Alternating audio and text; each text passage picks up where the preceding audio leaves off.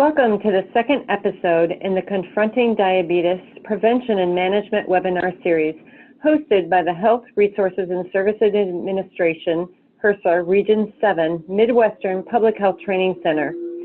The Midwestern Public Health Training Center, or MTIC, and 9 other regional public health training centers, 39 local performance sites, and a national coordinating center are funded by HRSA to make up the Public Health Learning Network, which is educating professionals and elevating practice. This is Lori Walkner, co-coordinator of MTIC. Today we welcome Kathy Kunis, who will present episode 2, Engaging Patients in Diabetes Self-Management Through Health Coaching. Kathy is a registered nurse who focused her early professional years on care of critically ill patients. She managed a cardiac rehabilitation program for 13 years, developing creative community health outreach programs to highlight innovative treatment options and lifestyle management programs for chronic diseases. Most recently, Kathy joined the Iowa Chronic Care Consortium in 2004. She has maintained the coordination and expansion of this program into the current Clinical Health Coach training program. Kathy also continues to serve as a consultant and facilitator in operationalizing chronic disease management programs with a variety of hospitals and healthcare organizations. We're happy to have Kathy presenting today. Just a quick note before we start, we'll be collecting questions via the Q&A function, which you'll see at the bottom of your screen, and we'll address these questions following Kathy's presentation. So at this time, I'd like to turn it over to Kathy.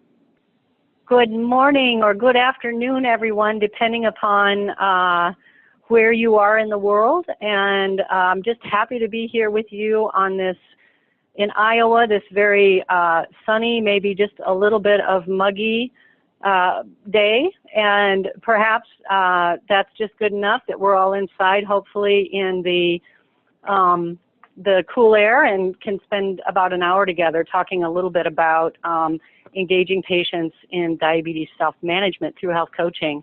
I want to thank Kate and Lori and the Midwestern Public Health Training Center for partnering in this opportunity to share information with you. And I also want to put a plug in, because I know we've got a great group of people on the call today, that this is a part of a series, and part 1 was about a month ago looking at prediabetes and you know, kind of looking at the opportunities for preventing diabetes in the first place. I can't say enough positive things about that as a reference, and if you haven't had a chance to go back and listen to that as part of the series, it's just fabulous. It's full of resource information, tools, tips, and I'll even reference that a little bit as we go through the day today. I want to say that when you look at diabetes care, there's so much, you know, starting with prediabetes, going through type 2 diabetes, type 1 diabetes. There's just so much that we could talk about, and I'm going to focus today's presentation on looking at engaging the patient themselves and looking at, you know, what are the strategies and the techniques that we can use in building positive relationships with patients so that they're more successful in their self-management. So on the slides now are just a quick overview of the objectives and looking at what we're going to cover, including defining coaching within diabetes care, exploring the opportunities for how coaching or health coaches can impact diabetes health management, spend a fair amount of time on the importance of building the relationship with patients through what we call the spirit of motivational interviewing or spirit of coaching, because a lot of this is building relationship and kind of coming along with the patient as if we're on the same side of the fence as them, and helping advocate for the things that they believe that they can do about their diabetes self-management. Also want to talk briefly about the need for training that is part of these communication and coaching strategies, because at least as a nurse, I know I was not inherently taught some of these. And in cardiac rehab, as was mentioned as part of my background, a lot of what we spent time doing was educating, and then finding that not all patients seem to I won't say enjoy, but really follow some of the things that we thought were important from an education standpoint. So moving on, I'm not going to spend a lot of time on facts related to diabetes. And again, last month's presentation was fabulous about giving you a lot of statistics around diabetes, but we do know that this is a major chronic health condition, and it just really warrants a lot of attention when you think about chronic care management and the benefit of having patients feel confident in their self-management. We're looking at a lot of folks across the United States, about 29 million that have diabetes, and a number of these, about 8.1, are undiagnosed, don't even know they have it, and then another large subset of Americans that have prediabetes and don't even know they have it. So there's a lot of silent disease going on that is, you know, later on going to show up sometimes in a health complication of some kind, but clearly the faster we can really screen and identify and work with folks with diabetes, the greater opportunity we have to reduce the incidence and the complications from this disease. Type 2 diabetes can be prevented or delayed if we can focus on healthy lifestyle interventions, and well-controlled diabetes can greatly reduce the occurrence of comorbid conditions and complications. We'll talk a little bit about, and actually was mentioned a lot last month, was the diabetes prevention programs that are going to be supported now in terms of some opportunities for payment for these kinds of programs, and it's because of some studies that really showed the value, the tremendous value that lifestyle intervention has in reducing incidence and complications of prediabetes. And I would just say that clearly these kinds of things that are a lot of times around weight loss or exercise, the same kind of strategy is going to be effective in people who have been diagnosed with diabetes. The other thing to keep in mind as we go through our thoughts around coaching is that this is a chronic condition that has an increased incidence in people who are non-Caucasians, for either Hispanic, Asian Americans, the African American population, the American Indian population, and when we're thinking about building relationships with patients in these cultures, we need to be thoughtful and sensitive around health literacy and around cultural competence. So coaching in itself is a communication strategy, but I'll also draw a little bit of relationship to health literacy and cultural competence. So kind of to back up and give a little rationale for why we're really looking at changing the way we're working with patients and self-management support is that historically things haven't worked very well when we've tried to use just a standard education approach. This data, even though it looks, a little dated, I think that outside of some of the kind of neat, innovative programming, like the diabetes prevention program that we're starting to see new success, the truth of it is that a lot of times medical information that patients receive, they just cannot retain it. It's forgotten immediately, and patients are hesitant to really tell us that they don't understand what we've just told them, and so they leave the provider setting without understanding their treatment plan. And then what they do remember is nearly half of it is incorrect information. And when you think about it, where do they go get a lot of advice? And some of that is family members and other folks, and we don't know if that information is correct. It's been long known that hospitalized patients retain only 10% at most of their discharge teaching instructions, so teaching is not particularly effective when people are leaving the hospital. On the medical prescription side, many people do not fill their prescriptions. I really think this might even be a low statistic, and 50% of medications are not taken as prescribed. So we have a lot of opportunity through connecting with patients and forming relationships and guiding in a coaching way of starting to impact these statistics.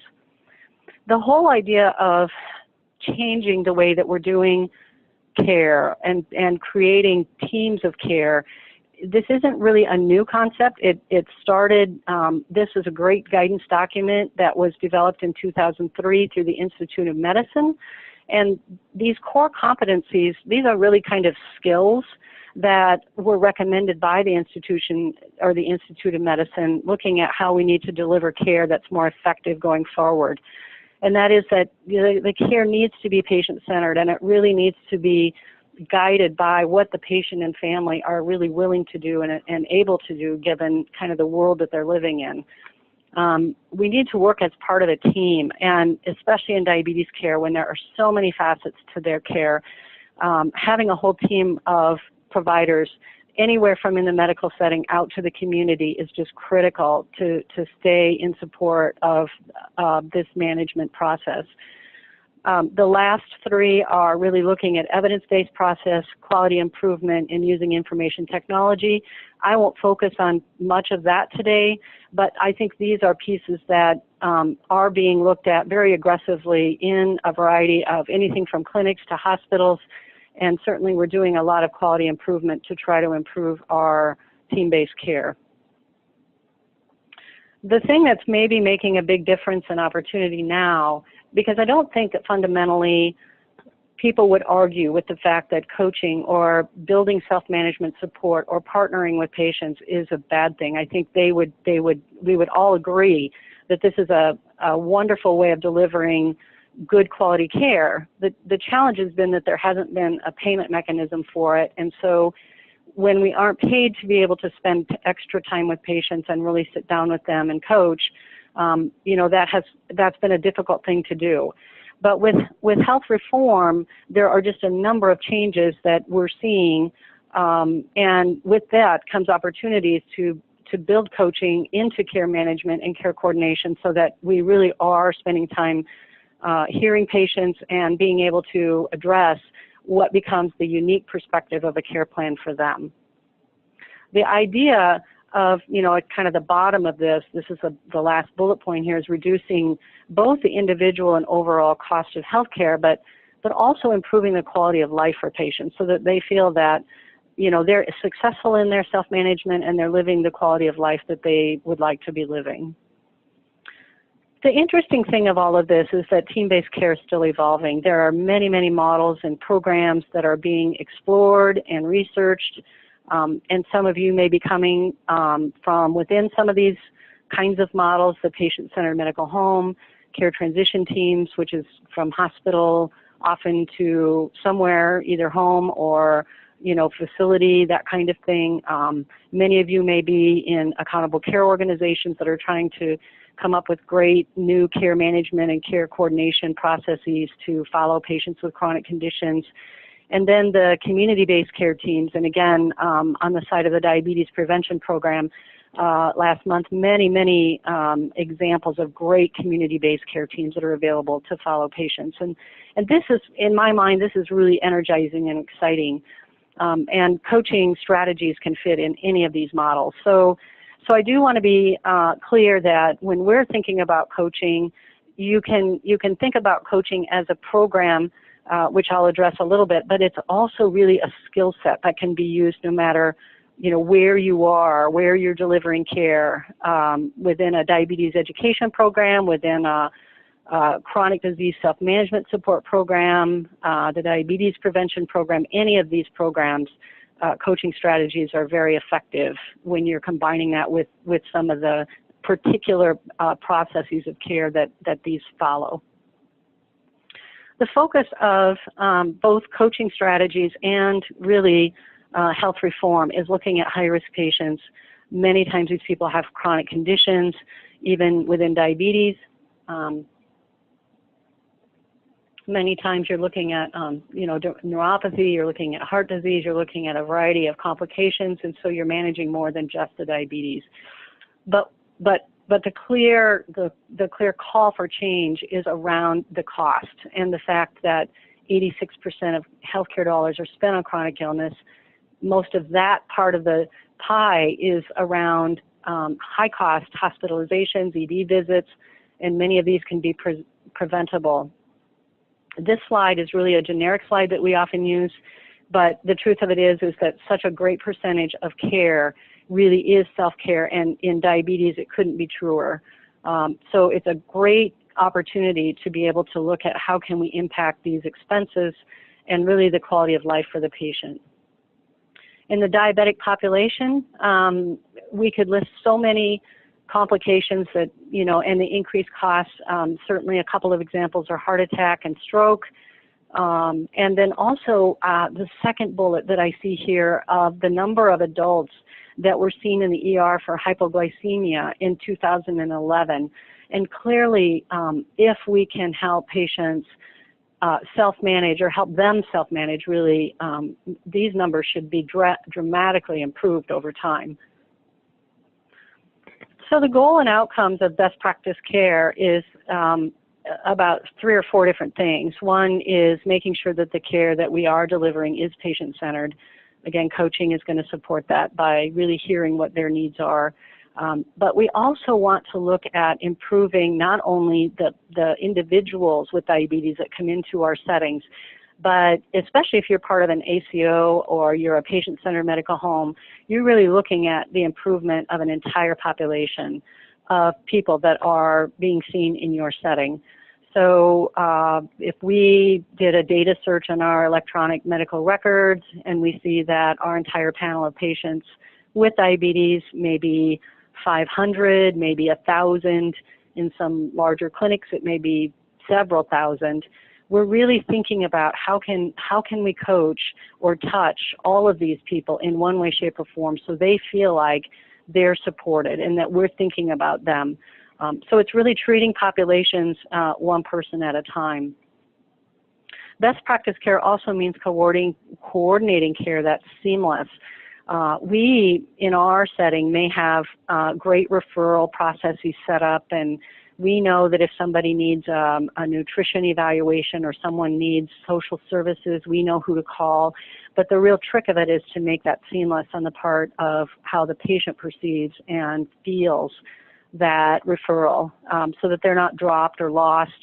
And that last bullet of patients feeling the benefit of the care coordination is, again, something that we may need to ask them as we're thinking about new ways of working with patients, is just do a survey and ask them how do you feel your care is? Do you feel like you're moving from one setting to another and you don't have 8 questions about how to get there or when your appointment is?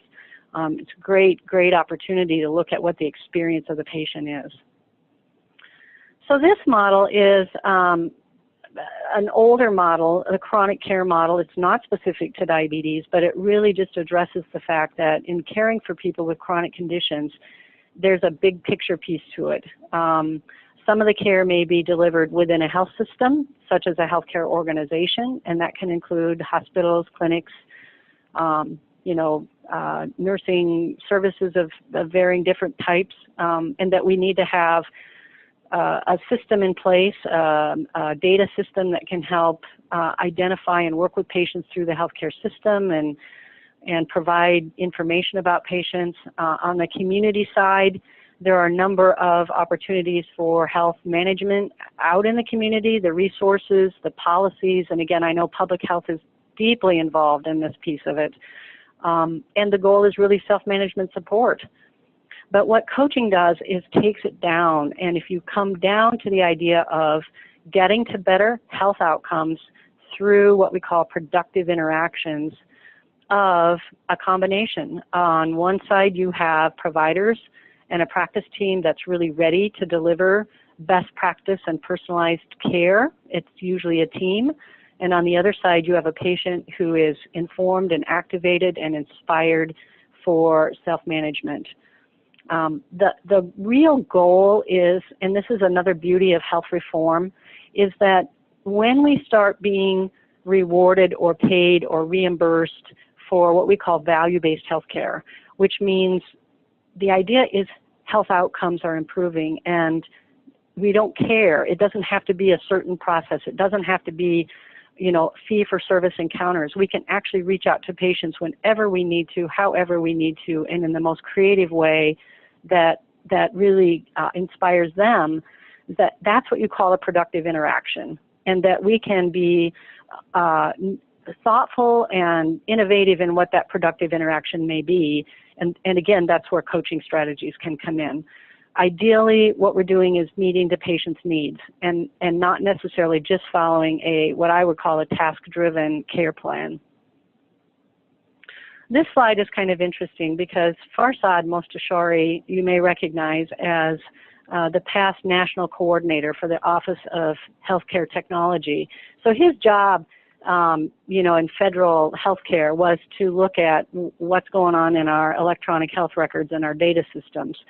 And he came up with a slide, and now, by the way, he's executive of an ACO, an aggressive ACO.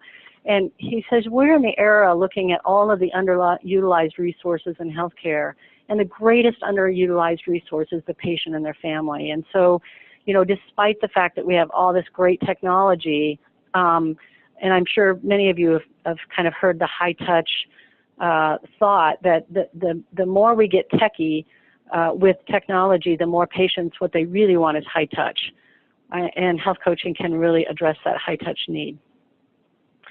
So the concept of a clinical health coach is just a titch different than, say, a health and wellness coach.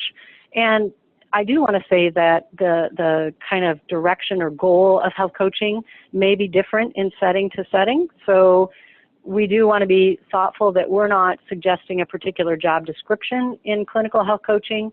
We're really looking at what the role could look like and how this position or these skills can assist in the overall population health management of people with in this case, diabetes. But the concept is a team member working closely with a physician lead or a team in either a patient-centered medical home, in an ACO, or any clinical health care setting. The main goal is to engage and partner with patients to improve their own health behaviors, to build their self-care skills and inspire their own personal accountability. The reason why I say that on this slide is because so many times you'll hear of patients, particularly if they're newly diagnosed perhaps with diabetes, where maybe the quick answer would be, can you please give me a pill for this? Because I would much rather take medication that I can just do once a day, and then I don't really have to mess with the exercise and the nutrition plan that is probably better for me, but it's a whole lot harder for me to do. So that inspiring personal accountability is where the work is. But it's really where there's great opportunity to build a relationship. So this role is partly a behavior change specialist so that we are focusing on the lifestyle behaviors, but it's also part care management facilitator where we're integrating coaching strategies into a true medical treatment or care plan process. And we have to do that both because most of us that are working in healthcare environments are not, we don't get the luxury of only coaching. We really are going to have to do some of that blending in with care management or care coordination. And now that we're in health reform, we really are looking at outcomes differently than we did before. Back in the old days of cardiac rehab, and I will just share that I was in a hospital-based setting, and I also shared offices with, in the same space, with our diabetes education program and with our nutrition management services. So we could kind of cross-pollinate each other on the different programs that we were doing.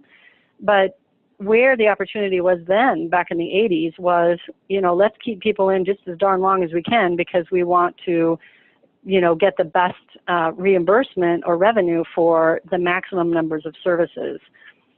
Well, that's still kind of where we're living, but increasingly that's going to be, we're moving away from that, and the new incentives at the federal government to all of us as providers is to change that. We need to get to outcomes that are much more health focused. And ideally in the new world, we need to get there as quickly as possible instead of, kind of taking our time and trying to get as many episodes of care in. So I want to just look at what success could look like with coaching. We have three circles here, one being kind of the behavior or the action of the participant themselves or the person with diabetes. And then we often have measures in our quality measures that are health related and some that are clinical related. The health-related goals certainly, and I know this is a thing that public health looks at a lot, is the morbidity, mortality data. What do we look at when we're looking at populations of patients? And whatever we're doing to improve health, are we impacting morbidity and mortality? And, you know, for all of us also, how are we interacting or how are we affecting quality of life for health-related quality of life?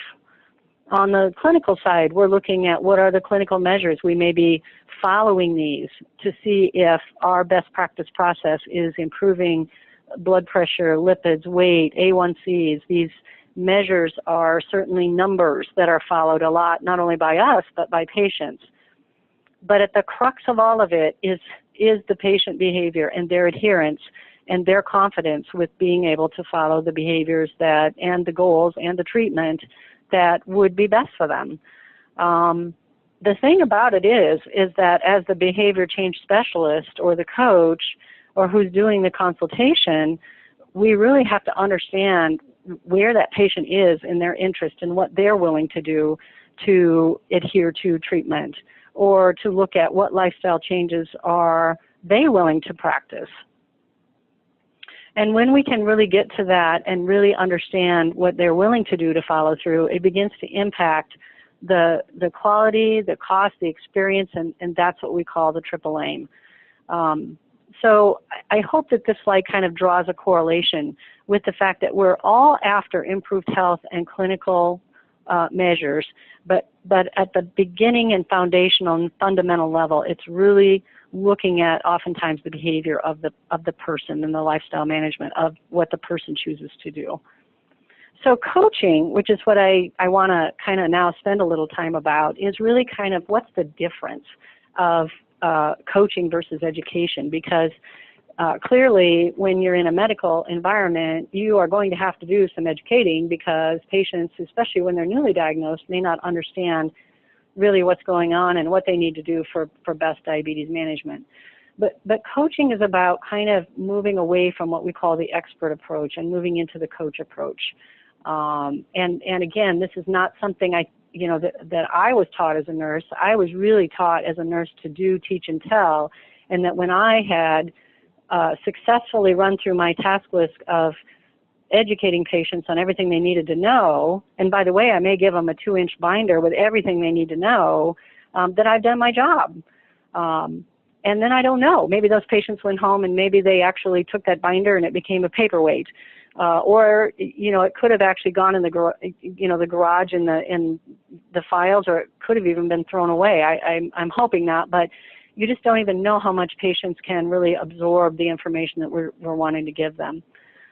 So the coaching approach is looking, too, at the bigger picture of what's going on with a patient and their life.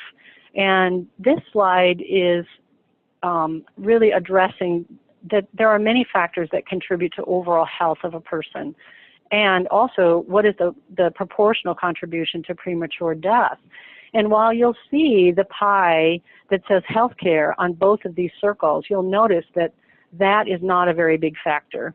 So even though we live many times in a medically directed setting, although again, with public health, you're out there, or let's look at the environment in public health. 20% of, environment effects is like a 20% factor contributing to health. And then we know that heredity plays a role, but the big slice of this pie is still personal lifestyle choice. And it's important in not only contributing to health, but also the contribution to premature death.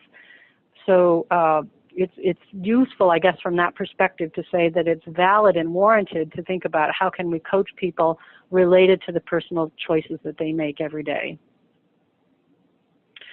And this is a slide that I actually asked for some guidance from a colleague at the American Diabetes Association. I said, could you please give me a set of questions that people with diabetes are asking when, particularly if they're newly diagnosed, what's befuddling them? And if you look at this slide, it's really around their lifestyle and around their energy and around their quality of life.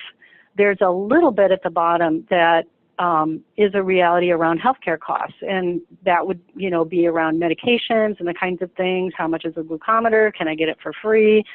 But But a lot of what worries patients with diabetes is life. And how do I live life every day? And how do I live life kind of like a normal human being instead of really focusing on what I can't have, which is oftentimes what happens. On the other side, we have what we call the diabetes police, which is the well-meaning folks in the life of a person with diabetes, and oftentimes these are actually family members that are very quick to jump on the person with diabetes and asking in a worried way, perhaps a concerned way, are you sure you should be eating that? I don't think that's probably on your diet.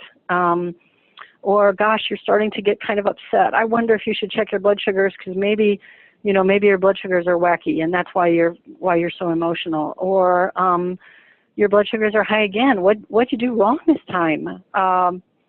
This slide is taken from Dr. William Polonsky, who is a wonderful behavioral psychologist and points such a empathetic picture toward what the life of a person with diabetes looks like. And when we're coaching, our goal is to really try not to be the diabetes police and, in fact, kind of jump in the swimming pool with the diabetic patient and say, you know what, I'm on your side of the fence, and I know you've got a lot of fears, and you're worried about things, and every single day you have to look at what numbers are in your blood sugars, and did you do something wrong? Let's get away from that. Let's try very hard to work together and see what we can do to help you feel more confident in your lifestyle management.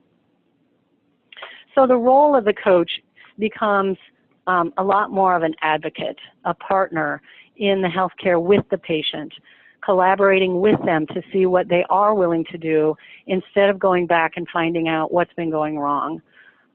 Facilitating referrals and facilitating relationships with the entire healthcare team, because the coach generally is not going to be able to do all of the care. They're part of the team, and depending upon if they are in a clinic where they're watching a population of several hundred patients, they're only going to be able to coach the high-risk folks. But there are ways that through connections with some of our medical neighbors and out in the community, we can still get many patients, if not all of them, to resources that they can take advantage of. So we're exploring and providing resources for them, encouraging and supporting their self-empowerment and giving them confidence that they're on the right track. And then that last piece that I just referenced about guiding population health processes is really focusing on the fact that we are attempting to improve the population of a whole group of patients, and not just one person that comes into our particular setting. So I want to just touch on the importance of how coaching can help create relationship. This slide was taken from one of our presentations that we give on motivational interviewing. It talks about the therapeutic relationship between a patient and a provider as the most important predictor of good outcomes and lasting change. And as a component of that therapeutic relationship, we're really looking at empathy. And how do we express not sympathy, by the way, but empathy in working with patients with chronic conditions? Because those kinds of connections are where we start to build trust with patients, and then they will begin to bring their problems and their true issues to us, so that we're addressing the things that are the biggest barriers to them, and they're not hiding from us. I don't know if your experience is like this, but my experience was, even with cardiac rehab patients, many of them that had diabetes, I would see them in the grocery stores and they would go hiding away from me. They would go or in the clothing store. A big gentleman who was well over 300 pounds saw me come into a men's clothing store and went hiding behind one of the racks of clothes. And for some reason was just, feeling that I was going to go chew him out or something. But I think we have to really look at creating a positive relationship and a caring relationship, and helping them to understand that they can bring to us anything that's really a problem and is a barrier for them, and we're going to move forward in a positive way through coaching. This slide really looks at the prevalence of the tough feelings that people with diabetes have. And you can see there's a lot of worry. People get tired. They may feel angry. They may even feel hopeless. that they can really make a difference in their own self-management. And that's what we're trying to impact. We want to get to these statistics and be able to reduce those. And this slide might even be something that you could use as a survey, as kind of a pre-post kind of thing. Maybe before you start a coaching program or a coaching session with them, you can ask them questions about this and see if over time in relationship and coaching you can decrease some of these feelings. It's really about building a relationship through skills. And coaching really teaches two kinds of skills, what we call being skills and doing skills. Being skills are the things that are kind of in this circle, and I will say that at the very middle of that circle is what we call a coaching presence. And a coaching presence is when you're sitting with a patient and their family, you're right there with them. You are completely just listening without trying to think about what you're going to say next. You're inputting the information they're giving them and being able to have a conversation that they're directing. So you're being mindful, and that's that second circle. But all of the descriptions that you see around this are what we call being skills, and how you represent or how you come to the conversation as the coach, and what we can do to build relationship with patients. Some of us are more intuitive with some of these skills than others, and all of us probably have some of these areas that we're great at and others that maybe we could use to, learn a little bit more about. And that's why we call coaching or learning to coach it's really it's a journey. We never get to the end. We're never totally expert coaches. We're always learning. And some of us are learning from a place of really this is brand new stuff, and some of us are just kind of honing our skills because we've been doing it for a while. The other set of skills is what we call doing skills, which are more kind of ways of demonstrating that we're in the conversation. And I find it interesting that the first skill is active listening, and thinking about every time I hear the word skill, it makes me think about talking. And in truth, the best skill that we have is listening and hearing and being able to respond to what we hear our patients tell us. Coaching is very strengths-based and affirming and asking the right powerful questions that really help patients begin to think in their own minds, why would they choose to live a healthy lifestyle? What is the engine in their truck, and why, what's the motivation for them? Sometimes we're clarifying, and if they ask us questions because we formed a positive relationship with them, they may have questions about, I'm wondering if this is really the right kind of thing to eat. So they're asking for clarification. And then we can kind of stick our expert hat back on and go, well, this is kind of what I know, and I can share information with you if you would like that. But keep in mind that once they've asked for the information, they're much more likely to be able to digest it and take it in and be interested in it than if we're just giving that to them ahead of knowing what they're really interested in. Silence, being quiet, listening, that's back to that active listening. Being able to summarize what we hear our patients telling us. Developing discrepancy is kind of deciding what you're going to focus on and what you're not, because patients may give us a lot of reasons why they don't want to do what we call sustained talk. They're not really wanting to do things different, and we can listen to that, but what we want to do is steer them toward identifying reasons they do want to change, and that's called getting to change talk. Also, I'll talk about this in a minute, but a big challenge for many of us who are in the healthcare field is resisting what we call the writing reflex.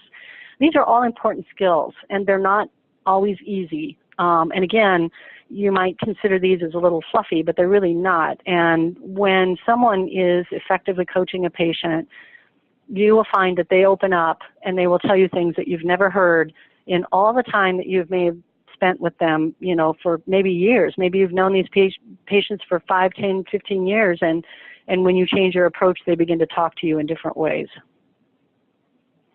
So the writing reflex is one of the reasons why we as providers or educators, it may kind of short-stop our effort to be empathetic.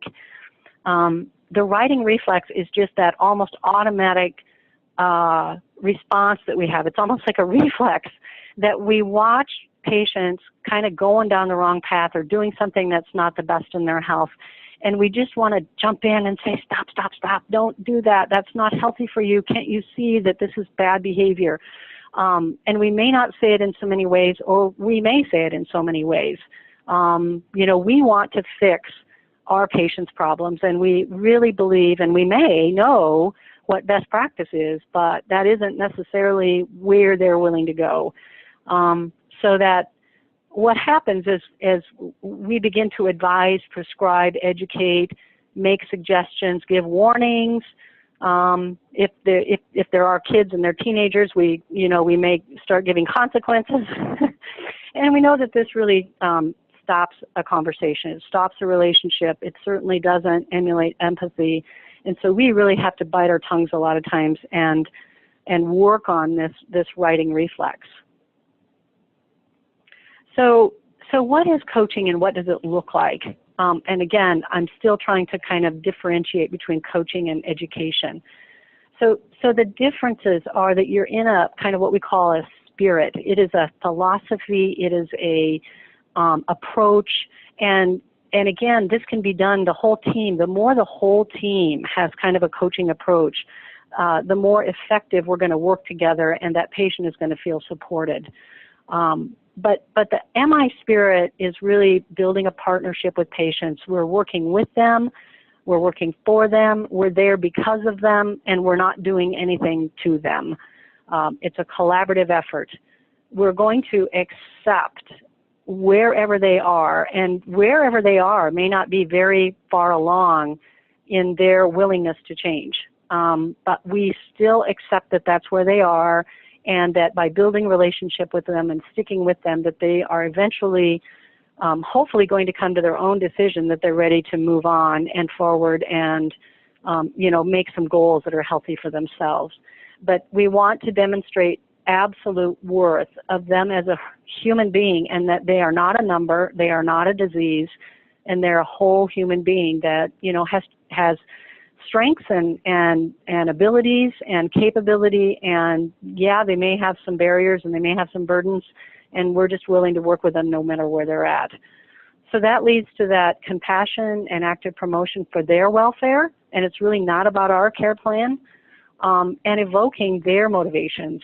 And I'm going to show you another slide on how important this piece of it is, because this is the skill, evoking, that is so difficult and takes so much time for people to get really good at. But it's very important because we want to know where patients are and what their own motivations and hopes and dreams are.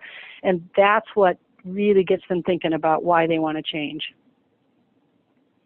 This is a slide from the American Diabetes Association that is really kind of a positive, kind of cute slide that really talks about however people choose to live their lives today, it's hopefully good for all your body. So as you take care of the diabetes, the blood sugars, whatever, is that you're making a positive impact and that you're worth it. And these kinds of positive messages are really what we're after when we're looking at coaching. We don't want to go backwards and backtrack and talk about what's wrong and what hasn't worked.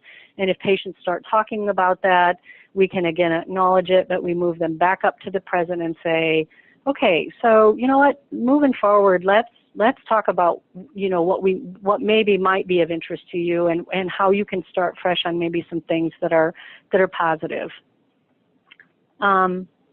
I love this slide, and I've seen several presentations where it starts out, diabetes is the leading cause of adult blindness, amputation, and kidney failure. Is that true or false? Again, you look at an audience of healthcare providers, and they'd sit there and look at it and go, yep. Well, the real answer is, well-controlled diabetes is the leading cause of absolutely nothing. And basically, if we can help patients look at what's helpful for them in diabetes management, we can create a positive picture. We don't have to scare them with all these negative consequences. One of the skills that we spend a lot of time in coach training around is motivational interviewing, and I'll talk at the end briefly about the high number of programs that are available for health coach training. The ones that are high quality are going to have some component of motivational interviewing in it. And this is really a collaborative conversation for strengthening the patient with diabetes, their own motivation and commitment to change. Motivational interviewing has a strong evidence base. It grew up in the field of addictions, and over time, the use of motivational interviewing has grown into chronic care management. It is really being used in education, in really our prison system. When we look at really what moves people into a more positive life overall, motivational interviewing skills can be very effective in helping them think through, again, why they would choose to make these changes and what's best for them. MI is a brief intervention, but it's best used, I think, if you can continue a relationship through coaching with patients over time. It can be used by anyone, and it does not require a prerequisite background. So you can train people who are not clinical, and they can do a beautiful job with motivational interviewing. And I think that's really the beauty of coaching too, is that coaching doesn't necessarily have to be done by a certain discipline. It can be done by any discipline where the role makes sense to coach patients. But it focuses on the responsibility for change and encourages self-management and self-determination. If we had a little bit longer, I would love to be able to show you a demonstration of what a coaching encounter looks like. And I would encourage you that at any time you can go on YouTube and you can click on a number of videos. If they're done by either Dr. Rolnick or Miller, you're going to get an effective coaching demonstration. Most coaching demonstrations are a minimum of 7 to 8 minutes, if not, 20. And so that's the reason why we don't have time to actually show you a full demonstration today. But I do want to tell you that there are processes around what you hear if you listen to a demonstration, and it isn't real evident as you're just listening, but it is important that all of these coaching conversation flow processes happen in a coaching encounter, and that's why training is important. The first one is really to engage patients and get them believing that we're there for them, and it's kind of in that whole circle that we talked about recently, the mindfulness, the warmth, the spirit, and engaging them to really talk about what's going on in their lives, to get them to get a little deeper and be willing to share with us what's happening in their lives. Over probably 3 or 4 minutes, as we kind of start out very general with them, ask them maybe what's going well with their health, or, what are they thinking about with their diabetes? Is there something they might be willing to change? You begin to focus down on maybe a couple things that the person is willing to at least explore. And they may give you a couple of ideas. Well, I really don't want to change my diet right now, but I am willing to really think about exercise. This is where oftentimes providers might, or us educators may jump straight into planning. Oh good, they told us something they're willing to do. Let's jump right into planning. But what we miss is that evoking piece. That is sitting down with them and saying, why is this important to you? And letting them hear themselves think and letting them hear themselves talk about why it's important. That's where the change management piece comes in. And that's where you move people along that readiness to change, is that evoking. That part of the conversation can take as many as 15 to 20 minutes if you have the time. But again, as providers, many times we don't even do that part and we jump right into planning. We set goals. We tell them we're going to call them back and check and see how they are. And if we miss that evoking step, they very well may not stick with the plan because it really wasn't as motivating as in the end they realize, and they just set it so that we could get through the encounter and set a goal and off they go, and they don't follow the treatment. So this is really an important slide about the sort of elements, if you will, of coaching. And again, it takes time and practice. And those of you that are on this call that have maybe had some training, you're probably nodding your heads, yes, you you appreciate that, and it seems like it should be so easy, and people make it look so easy, and it's really pretty darn hard. So the other thing that I want to do is to be able to kind of draw a relationship, if you will, because coaching in itself, you know, is a skill, it's a style, it's a communication, and I want to talk about it in relationship to diabetes education. And again, I mentioned to you that I shared office space with our diabetes education program, and I marvel at how important the information is that diabetes educators have to share. So what I want to say is that coaches may either be diabetes educators, and that is their role, and if that's the case, you're using the skills within how you're working through your education, or the coach may be a population health coach, and they're actually identifying people that need diabetes education, and so they're referring the person who desperately needs, you know, a longer program to really appreciate and understand. But that health coach doesn't have time to do that because they have to look at and follow 500 patients. So health coaching is a skill that increases the likelihood that the education can be absorbed and retained, and it helps build a relationship with the patient and the family so that they're going to come back and complete their education program with you. I know that at one time the likelihood of patients to actually join an education program, or the number of people that were eligible for education programs, that only about 15% would actually come in and participate. And hopefully, because of coaching, we can actually inspire patients and families to come in and really take advantage of these programs, because they're just wonderful.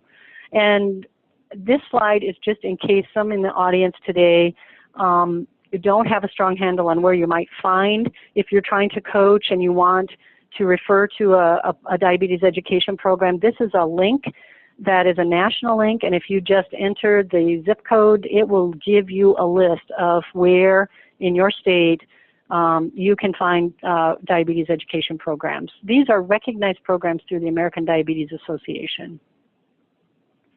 The other referral, and again, I'm not going to spend a lot of time because the part 1 episode was all around prediabetes and the National Diabetes Prevention Program, but there are a number of these programs being developed and growing, and the excitement around it is just that there have been great results. So where does coaching fit in here? The third bullet, you'll see it says that there are trained lifestyle coaches. I suspect that at least a portion of this is really looking at these very structured classes that people are attending, and that's fine. I just encourage that coaching skills are not the same as education, and that we can certainly build health coaching into programs like the National Diabetes Prevention Program, and it should enhance it even further. But you can go, again, resources here. I think the Iowa Department of Public Health, I know they're a great resource in Iowa in terms of finding these programs, and I'm guessing every state has different resources and where you can find them, and public health would be a great resource. Also want to draw for just a couple minutes, again, a relationship around health coaching, health literacy, and cultural competence. Remembering that first slide that so many patients with diabetes are not Caucasian, and we do need to think about culture and literacy. So these slides really just address the fact that health literacy overall has a huge impact on health outcomes. But what's striking to me is in the red here that nearly half of the population really has difficulty understanding and using health information. So in my mind, what this tells me is that chances are, even if I've got somebody who's really well educated in front of me that has a chronic condition like diabetes, that doesn't mean that they're highly literate in diabetes self-management. And I just need to slow down and really take the tact that my relationship building and coaching skills and education need to consider that it's going to be tough for them to absorb this information.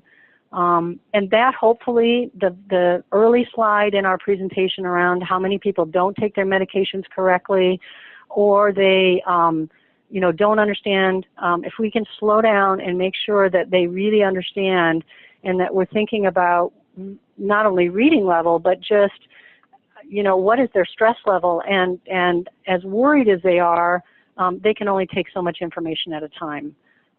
So this, if nothing else, is to almost kind of neutralize the idea that it's only one population or another that has health literacy challenges. It's pretty much everybody with chronic conditions. These vulnerable populations are certainly listed as being high risk. And again, a lot of these populations, you're going to see a higher incidence of diabetes. 75% of those with chronic disease have low literacy skills. The other piece of it is culture and what they really understand or what the cultural norms are, and that in our coaching, cultural norms play. A lot of times in certain cultures, they may want to be very people-pleasing, and so they may nod yes, or they may say yes. They're very interested in pleasing us as healthcare providers, and so surely they'll follow their treatment plan. So what coaching does is it really helps them set the stage, and we appreciate from them what their cultural needs are and what the cultural norms are, and then we can be more aligned with what's going to be comfortable for them when they're living in their everyday lives at home. Our challenge is that we as healthcare professionals have our own culture and language, and that we often talk very medical, and that, again, coaching can help drop that, because it's not about what we're teaching them, it's about what they're telling us, and then how can we support them. So how does coaching help health literacy? It really recognizes these people as a whole person and not a hole in the person. It builds respect, relationship, empathy, collaboration, partnership, helps uncover their own internal motivations. So we're going to find out from them where they want to focus their time, and then we can address, how best we can educate according to what their needs are. And the goal is to really support their autonomy and self-management support, okay? The client in this model becomes, the important piece. And if one coach told me it takes a little of the responsibility off the coach for having to try to always be the one responsible for the health of the person. And sometimes that's kind of a nice relief. One statement at the end of this says, my confidence is greater than your doubt. If we can help patients believe, even if their literacy is low, that we believe that they are experts in their care, and that they're the best expert of their own selves, and that we have confidence that they'll find something that's going to help them in their self-management. I want to make one more reference of a great, and I put this in the area of health literacy and cultural competence. There's an organization called Taking Control of Your Diabetes. It's a national organization, and they have conferences all over the United States that combine healthcare providers and patients in the same setting. And at least in the Des Moines market, whenever they come to us, we have to go to our very large conference center, because the attendance is well over 1,400 people, and the majority of those are patients. The reason it's so well attended is because these folks, including Dr. Polonsky that I referenced a couple slides, they're really getting at the heart of what diabetes is and getting to the whole person with diabetes management. So in wrap-up, as I mentioned, providing these kinds of skills requires new tools and skills and training. There are training programs around coaching and communications, other trainings around health literacy, shared decision-making, cultural competence. There are so many of them in health coaching that it takes a little research and time, but I've given you this slide to let you know that health coach training programs can come from a variety of sponsoring organizations, and they can also have a number of curriculum focus. Anything from health and wellness to disease state management, or what we call disease management. Some of them are focused on business acceleration if you want to be a coach and kind of provide a service on your own, or medical chronic care management is another area of focus. You'll want to look, if you're researching training programs, the prerequisites, some of them do have prerequisites. They require a certain level of education, others don't. They can be online, they can be in person. There's a number of ways that the materials are presented.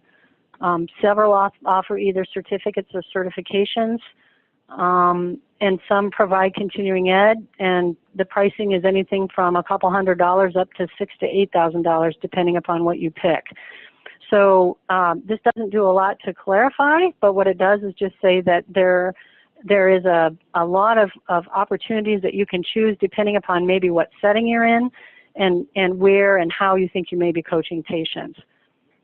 I'm not going to spend much time. I know we're coming right up against 1 o'clock, but I am with the Iowa Chronic Care Consortium. We do also have a clinical health coach training, and we are focusing on self-care skills and care management facilitation. We use a population health care strategy, looking at a whole population of patients. This slide goes through our core competencies.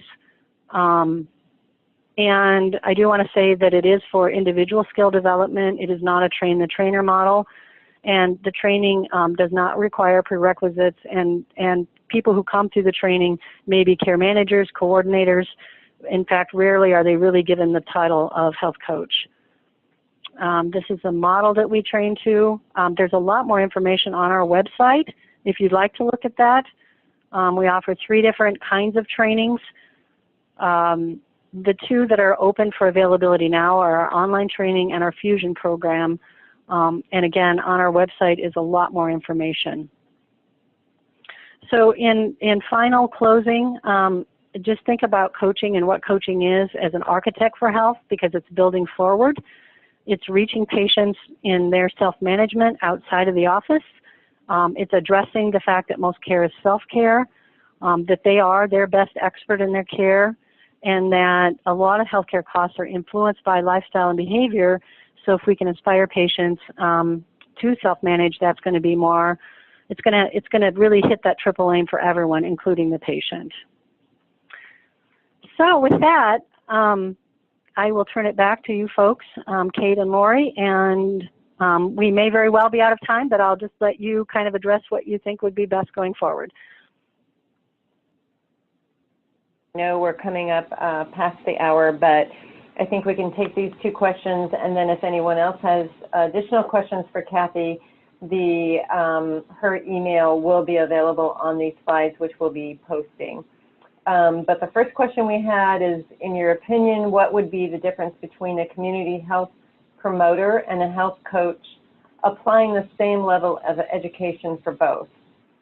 Right, great question. Community health workers are often, in fact, that's an emerging role that is really being used to really engage patients because of cultural and health literacy, challenges and trust building. And actually, the coaching skills, when it's really engaging patients and really getting to their motivations, you can train community health workers as effectively as, say, any of us who may be licensed, and they can be as effective, in fact, sometimes because of their relationship with patients and because they tend to come from the ethnicity or the neighborhood where people are, they may be even more effective.